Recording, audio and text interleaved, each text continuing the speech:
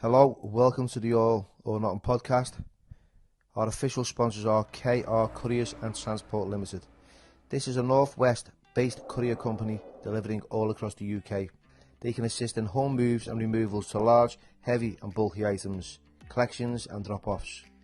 Fast, safe and reliable deliveries. Please get in touch for a free quote. You'll find all the information within the description. Thank you.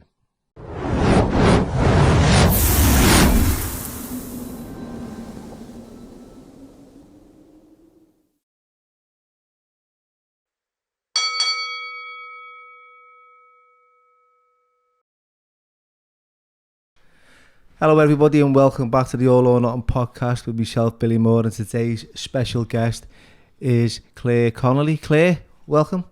Thanks for coming on. So you've got your side of the story to tell. Yes. We're quite interested because recently you've been on Britain's Got Talent on the TV with your daughter Tia, who, by the way, has an incredible voice. Thank you. You know, my missus pulled me into the living room to listen to it, and I had no idea you were a mum, you know, and then you contacted me because of what appeared in the tabloids the day after. So tell us a little bit about yourself and then let's talk about this story. I'm Claire, 33, originally from Liverpool. I was raised in the care system and I've been through a difficult life. I've made mistakes, but I've moved on from them, and I think other people need to move on as well. Yeah, so what mistakes have been highlighted that are really affecting you? Because, you know, we spoke in depth, and I know from reading the article that there's a lot of support, especially in Liverpool. So much support. So much, not one negative comment that we come across. You know, you have, right, you know, a massive support group in Merseyside. So tell us what the story entailed, so we know where we're going.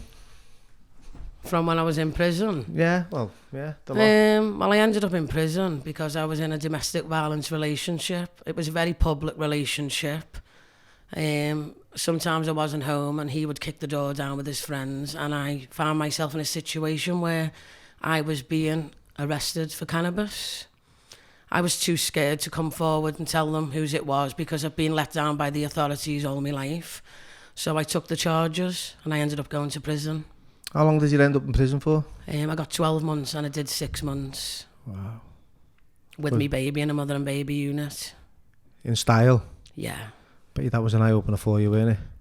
Well, it changed my life because I came back a different person. So you've had, you know, a domestic violent relationship with someone who's controlling everything you do. You know, you're living in fear. Your door's getting booted in. You know, you feel intimidated, and you know he's obviously, you know. And the ironic thing is, the public where I lived in the community at the time, the police, you know, everybody was much aware what was going on. The police even said, "We know this is not yours, but if you don't tell us, you're going to take the charges," because the tenancy agreement was in my name. And you had to say, how much did they arrest you for? I don't deal with cannabis, so I think it was like 4.5 bags in the loft, kilos or whatever that is. Big sacks. I don't know. I didn't see them. You never even seen them. No. And you ended up getting 12 months for it. Yeah. You just threw your hands in. Out of fear. That's mad, that, isn't it? Yeah. You know what I mean? And ever since, you know, you spent... And how long ago was that? It was in 2012. 2012. We're talking like 11 years. Yeah. And nothing's happened ever since. There was another charge though. Yeah. But I got charged with a fight first, and then the cannabis came afterwards. So they it was two of them together. So all that coincided. So you're probably going through a brief period that engulfed your whole kind of life at the time. Yeah. There was a lot going on by the sounds of it. Well, I'd go out and I'd drink with these wrong friends, wrong groups of people, and I'd find myself getting into trouble and fighting with other people, drinking, taking drugs. I was very angry with the world. Yeah, I think we've all been there. You know, there's no one that's innocent, and, you know, I'm pretty sure... Sorry, I know what this has happened. That's okay. I'm fine. Drink. Get yourself a little drink and you'll be okay. Whenever you're ready, you know. Yeah. It sounds like it's been a tough time for you. you know, and you know you've had to overcome a lot of, you know, by the sounds of it, bad memories as well. Well, I was brought up in the care system, and unfortunately, it wasn't a nice place for me. You know, there was a lot of sexual, emotional, and physical abuse through teenage years and adult life as well. Yeah, so you've had it like tough, girl, haven't you? You haven't, you know, and you don't need to have like mud thrown at you. No, it's about who I am as a person today. It's not about my mistakes. It's how I've overcome, and I'm this powerful person today, and I'm here being a good mother and doing the right things. So people just judge me from the past. How are you supposed to move on when people don't let you? I like that. Yeah, it's like the higher you rise, the sharper the knives. The Yeah. people can't wait to put you down. You know, like the headlines. You know, they've called you some vile things, haven't they? Violent drug pusher and Yeah. you know, jailbird. How does that make you feel? Reading that stuff. I've just got one thing to say. If people want to judge me by what they read, then it says a lot about that person. Because I would never judge a book until I've read the whole pages, and people don't know the full stories about my life. Yes, I've made mistakes, but I'm also a survivor of a lot of things that obviously I can't go into detail right now, but that will come out in the future. Yeah, so you have survived like a lot of trauma Yeah. growing up. You know, what was it like? I know you were talking about like the care system and stuff like that. We don't have to go into some of the heavy stuff that Yeah. you know will have an impact on you mentally. But you can talk about briefly what it was like growing up and where you grew up. It was lonely. It was good from the age of 1 to 12, but I was born with alcohol syndrome, which affects my brain when I get to a teenager. And by the time I got to 12, my behaviour was going into a downward spiral. You know, I was angry, I was depressed, and then by the time I was 12, I was in residential children's homes across the UK. And some of the children's homes, you know, some of them were using starvation as forms of punishment, as a way to punish me, and I self-harmed for all the years, and the staff would hold the door handles and lock me in. So there was no way. Wow. There was no compassion or understanding or guidance or just sitting down and trying to communicate with you, and you know, and you're obviously like, you know, you're angry. There's a lot going on, you know, and I'm pretty sure there's kids out there whose mothers and fathers know that they struggle with their children as well, you know. So it's do you know how they react and behave, you know, and there's contributing factors that lead up to that. You know, I know from my experience that, you know, I tried to self-harm, and it was more for me, it was about, I don't know whether it was more of attention. I know people say, yo, you're an attention. It wasn't. It's a cry for help, and it's like a release of pain because no one will listen. Yeah. It's like when I was going through the sexual and emotional abuse, the way I dealt with it was to hurt myself. Yeah, and I totally agree, because I remember, must have been about 12, 13 myself, and it was just, I just wanted to be noticed. You know, I wasn't craving attention. I just wanted to be acknowledged. You want to be acknowledged, don't you? As part of the family, being. as part of the family, because I come from a big family, and we struggled, you know, financially, and we lived in poverty for most of the years. My mum was incredible and still is. My dad, you know, God rest his soul, he had his demons, and I'm not here to judge him for that. I have had my, you know, my issues that I've had to deal with as well. So I know where you're coming from, and the only way we can heal from that stuff is to talk about it. For me, someone said it's like peeling the layers of an onion. Yeah. You know, the more you peel, the more you heal, if that makes any sense.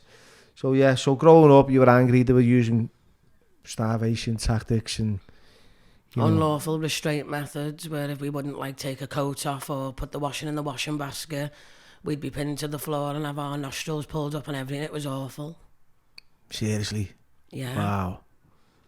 You know, how come people get away with this? You know, it's Don't know. It's the lack of humanity towards children. And what? So you're obviously going to be resentful and bitter towards authority. I was so angry. I was angry with everybody. It wasn't just the authorities. It was the mental health teams. It was people on the streets. I was just angry, and I'd drink and I'd fight, and I did what I did to survive. I'd shoplift. And the shoplifting was something that it became a little bit of a habit, because from the age of 13 onwards, because I was hungry, I'd have to go and rob food to eat. And it followed me in my early adult life. It was become a habit. Even if I had a little bit of money, I'd still like just take something, and it took me ages to break out of that. I'm pretty sure there's loads out there that still do it, you know. The things I've done, I'll hold my hands up on, you know, people might not like some of the things I've done, but I've done what I've done to survive. And I don't think people can judge me until they have walked in my shoes. They wouldn't know what they would do to survive unless they was me. And, you know, I've been stupid. I've allowed people to use my bank accounts, and then I've ended up getting done for things I didn't even know I was getting done for, doing other people favours. And, you know, I've broke out of all that now. I'm 3 years self-harm. I've only just stopped self-harming 3 years ago. I was addicted to painkillers. I'm 12 months clean from painkillers. And I'm using meditation, and I'm doing everything in my power to become the strong person that I need to be for my children. Right. So you're practicing a lot of holistic therapies by the sound of it, which is important. It's like mindfulness and, you know, grounding yourself and being aware of how you react and respond and how you feel in situations, because that's what life's all about. People don't realise, you just don't glide through life, you know. The problem is centred between your shoulders. It's in your head. You know, it's the way you think, it's the intrusive thoughts. It's lying there overnight in bed, you know, and you're with the last person you used with, you know, you're in a bad neighbourhood when you're on your own. You know, your thoughts can be a little bit skew-with, and you can change it, and you can start believing in your own fucking paranoia and all that stuff. Mental health is a terrible thing. It's something that I've struggled with my whole life. I've got borderline personality disorder and obviously post-traumatic stress for the things that I've been through. So it's a struggle day to day, but I just want people to leave me alone. Yeah. I can see that. It's like there's a lot of unfair like headlines that I'm like, from sitting with you and speaking with you, I can tell, you know, you've changed, you know. Another comment I read, it was, I was a terrible mother. And one thing I want to say to people, I've done a lot of things, but being a terrible mother is never one of them. I safeguard my children. Because of everything that I've been through with the men, and just, I know the monsters out there in the world. My children have never had a sleepover. They don't play out. I'm very protected with my children, and I support my children in all they do. And my mental health, that even comes second to my children. They come first before anything and everybody. You can see that with young Tia. You know, she's a credit to you, obviously, and I can see how proud you was. And you know, I never knew you from Adam. I'm not a big TV watcher. Yeah. It was just that, come and have a look at this, Bill. And I watched it, I thought, wow. You know, because she reminded me of Rebecca. What's the second name from Kirby? I don't know. She was a singer. She was on fucking Rebecca someone, anyway. And someone's going to say, you should know this, Bill. I'm terrible. I don't watch the telly. But anyway, really great voice, really deep with it. I'm very soulful. So I watched that, and I seen yourself and I seen your daughter, and I thought you were coming on to sing by the sounds of it. What happened there? I just gave my audition off for Tia on like a surprise audition, because I think she deserves it. And you know, she's been bullied as well, and she's been bullied, racially bullied as well, and she deserved it. And I know she wouldn't do it herself. You know, I need to give my kids that push, because I wanted to be a singer and an actress, but because of all the trauma, I've lost all self-esteem, everything. I don't want that for my kids. I don't want my kids to do the same things that I've had to do to survive. No. Because they deserve better. All children deserve better. Exactly, yeah. Totally agree. Especially when you're a parent, you realise how vulnerable you are. Yeah. As a parent, when you've got children. You know, me, without kids, I'm like a Tasmanian devil. I'm a whirlwind. I'm not arsed. Yeah. Right? I couldn't care less.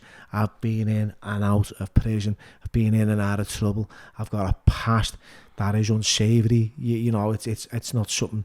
You know, I'd glamorise. You know, done what I did because of the things that I was up to. You know, and I was driven and obsessed with drugs. You know, I didn't care about myself. The most important thing in my life was fucking using. Simple as. Right, I had a demon. You know, some people say, you've got a monkey on your back. I had an ape. fucking living on my back for years, you know what I mean? I couldn't shake it, couldn't get rid of it. So I know what it's like to get your shit together, to start getting a bit of a life and, you know, having kids and then build on a platform that's positive, right? And helping, like, guide young kids in the community today, which I do, and I enjoy it because I don't want to see anyone go on the same path as I did and then have those people pull you down. Oh, he's done this. He said that. Remember him years ago? Fucking smackhead, crackhead. I've had it. Junkie. You know, I'm not asked. Get in the queue with your name calling, right? Yeah. Get in the queue, because I've heard it all before. In the beginning, I was quite sensitive to it, you know. And then I became a little bit more sensitive in a ways where, you know, I didn't want to start pressing flowers into books. Yeah. And fucking reading your poems off the veranda. Not that kind of sensitive. I mean, if you looked at me funny or said something, I'd react. Now, it's like, if you took your time out to write that, there's obviously something going on for you. You know? See, I'm the same. I used to react, and that's part of the reason why I was violent. I've never been a bully, and I've never went out there and hit someone. I've always got myself into situations where we've all been violent with each other. But obviously, I'm not the only person who's a victim of online abuse, and there's a lot of people out there who've made mistakes and they want to redeem themselves, and these trolls and people won't let them. Like, leave everyone alone, let everyone live in peace and harmony and be humble to each other and kind, because the world would be a better place if everyone was nice. You were telling me just before we started, but you feel as if, right, that some of the things you want to say get taken out of context. Let's put it that way. Yeah. So some of the things that you say, right, and I know this for a fact, and I hope this bird out there is watching this, because, you know, she interviewed me, took everything that I said out of context, added a little bit of gravy, cut it all, edited it, and made me sound like a proper fuck, right? And I was shocked. She didn't want to talk about my mental health. She didn't want to talk about my addiction, the contributing factors, right? They just focused on me here, because I've got a half an ear and it was bit off and it looked like, and it was all male fucking masculinity and all that stuff going on. Yeah. So I know what it's like to be on the receiving end. I think it's the papers, though. They take it, and it's the headlines. You know, like jailbird and, you know, cannabis found in loft, and it's just all kinds. Why not turning pain into power? Why not stuff like that? You know it. You know, obviously you're never going to escape your past. It's always going to be there. It's and it'll rear its ugly head when you're doing well. You know, no one will pat you on the back. Yeah. You know, without having a look over your shoulder and having a little nose in your closet and seeing what skeletons you've got there, and then dusting them down and then trying to shine them up and go, oh yeah, remember this one? Yeah. Although she's doing well with herself, and although she's taking care of her children and trying to be a better mother for them and their future, look at what she did fucking all that time ago. Let's dust that off. It's horrible. It is. I get it. You know what I mean? But, like, you know what? Like I said, those who are innocent, what is it? But don't throw stones in glass houses. Yeah. That's all right. Fucking hell. Well, it's true, isn't it? Yeah. I mean, it's like years ago, you know, people used to make fake accounts and use my pictures and just, I don't know what they were doing, but then I'd be all over like Liverpool Bargain Bay, and I've done this and I've done that, and these people, I don't even know who these people are. This is something that I've been a victim of as well, and I'm probably not the only person, and I won't be the last person. Oh, catfishing is quite common, isn't it? You know, like... Well, they'll probably even do it worse now, because people have seen me. You know, people are going to start coming out the woodworks, but, you know, I've got a message to tell everyone. I don't care what people think about me anymore, because now I've spoke to you, I feel free from my past and I've opened up, and if people don't want me to move on, then that's their problem. Yeah, well, leave that now. Put that to bed, right? Yeah. You know, you've had this. We've both had an opportunity to sit down and have a chat. We spoke prior to you coming on. We talked and discussed what you wanted to say and what you wanted to kind of like put out there, because, you know, you were getting exposed in a different light, and you wanted to shine a different light on that and say, well, hang on a minute. You know, I can throw any cards on the table and say they're yours. You know what I mean? But they're not my cards. these are mine. Yeah. And my mate says it like that. He said, there are your cards, Bill. If you don't tell your story, someone's going to tell one for you, and they're going to add a little bit of, they're going to throw a bevy on it and everything. So, swerve them. Anyway, so can you sing? Because we never got the chance to hear you sing when you were on. I can sing, but nothing compared to Tia. How did Tia react to that? You know, when you gave your audition up? She was overwhelmed, and what had me worried, I didn't know whether she'd freeze, because that's the biggest performance she's ever done on that big massive stage. She sings in the house, and that's another thing, you know, the media's putting out she's already TikTok star and a secret career. You can literally make a cheeseburger on TikTok, and if people like the way you've made the cheeseburger, you'll go viral and people will follow you. Does that mean you've got a career because you've made a cheeseburger? TikTok, right?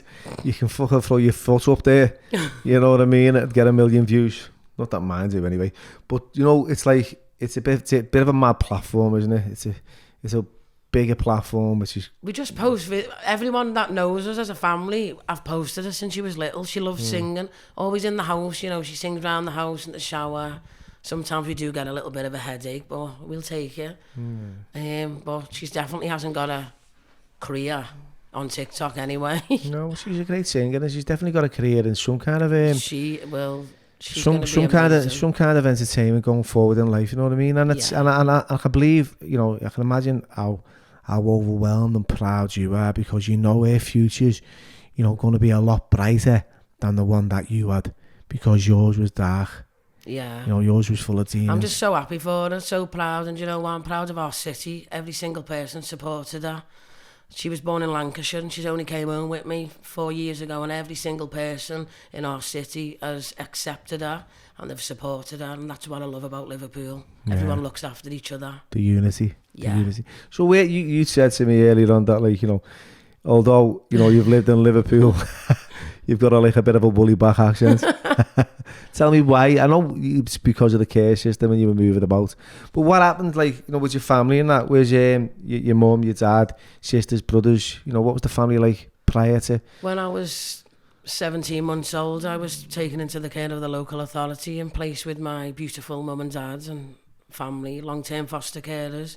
But then when my behaviour started, my placement broke down when I was 12, and the local authorities took me away from my support network, my friends, my school, and I lived everywhere but Liverpool. It was very lonely.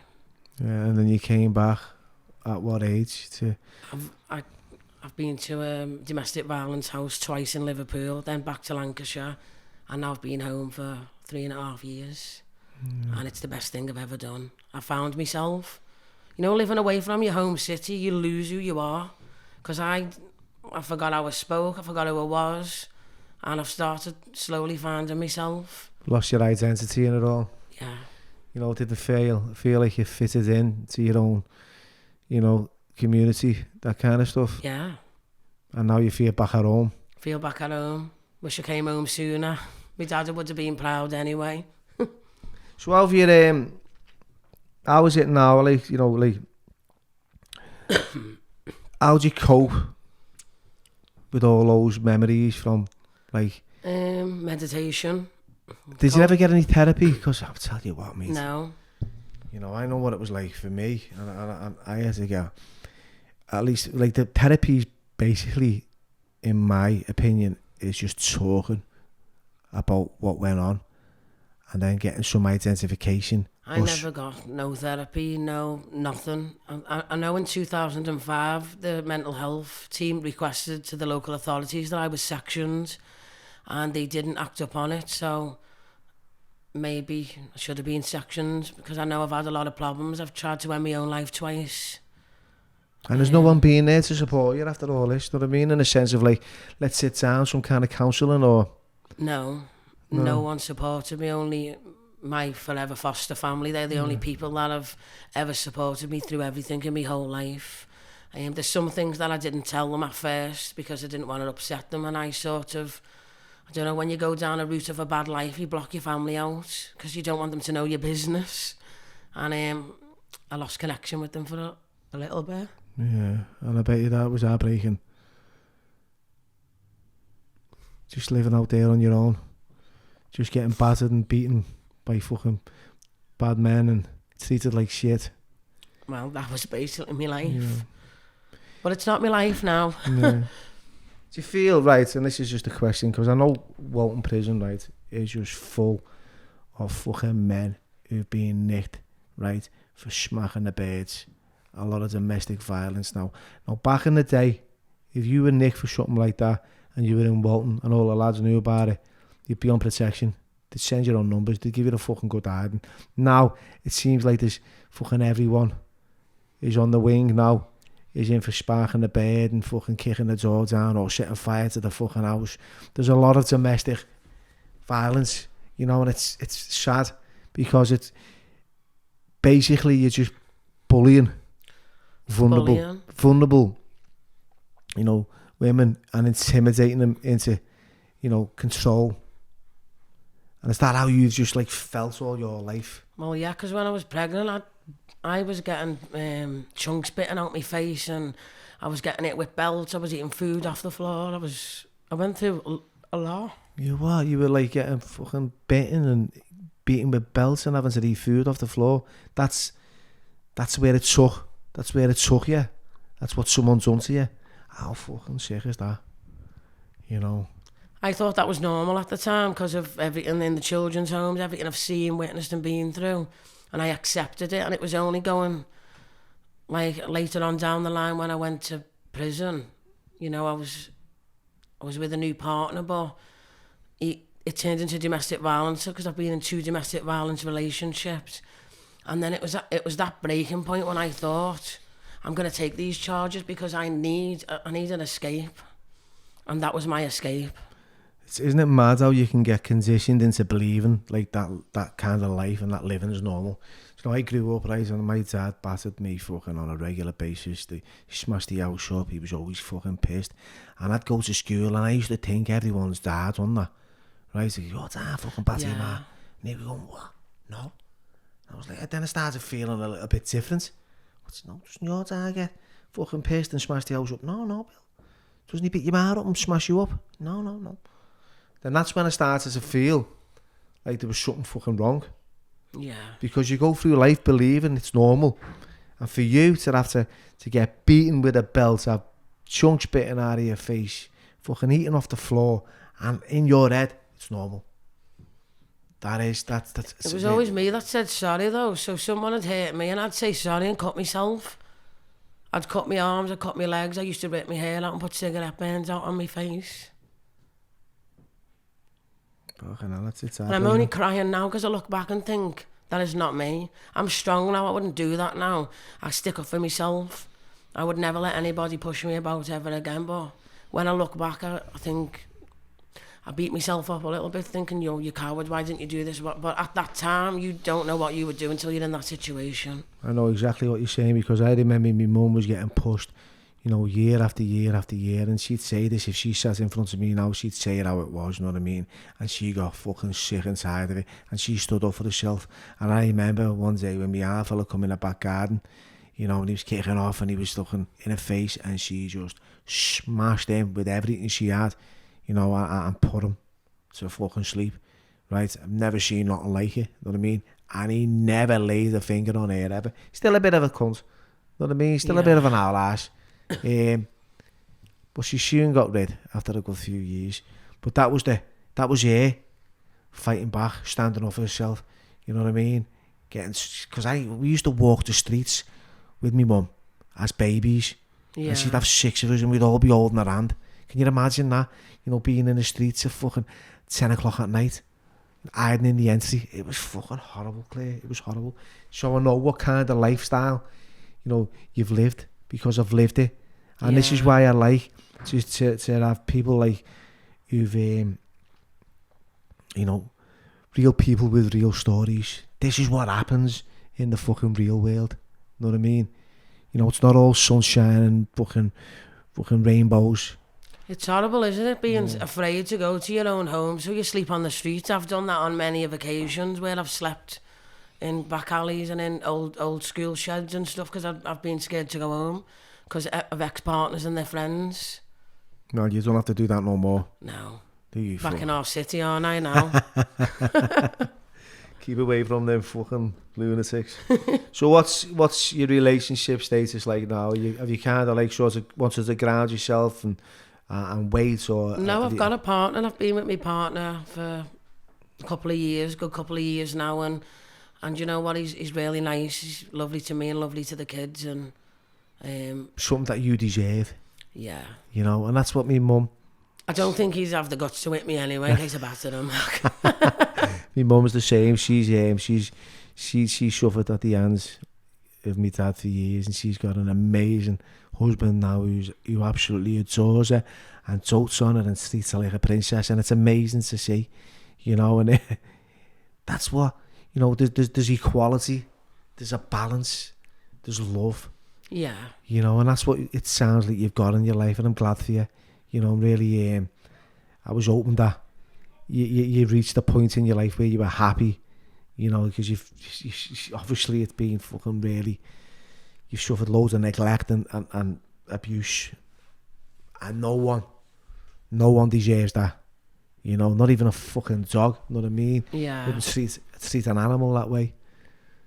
So yeah, fucking proud. And what's your fella's name? Eddie. Eddie! What's happening, lad?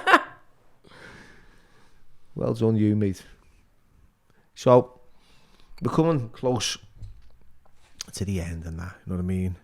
It's been nice to have a little chat with you, but I want to, you know, I always just want to chat about, like, what are your plans going forward in life, you know? What would you, what are your hopes and dreams for the future?